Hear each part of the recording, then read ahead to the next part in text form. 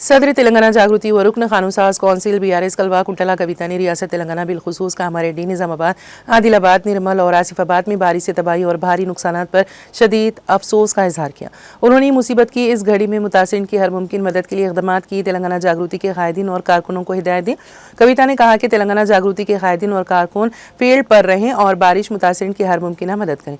उन्होंने कामारेड्डी जिले में जारी शदीद बारिश के बायस अवाम को दरपेश मुश्किलात पर रियासती हुकूमत से फौरी राहती इक़दामात की अपील की है।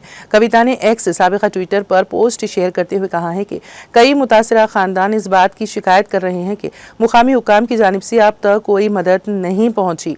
अवाम शदीद परेशानी का शिकार है। उन्होंने मुतालिका अहदेदारों को हिदायत दी है कि वो नशेबी इलाकों में महसूर अफराद को फौरी महफूज मुकामात पर मुंतकिल करें। मुतासरीन के लिए आर्जी शेल्टर्स कायम किए जाएंगे और ग़िज़ाई अशिया की फराहमी को अव्वलीन तरजीह दी जाए।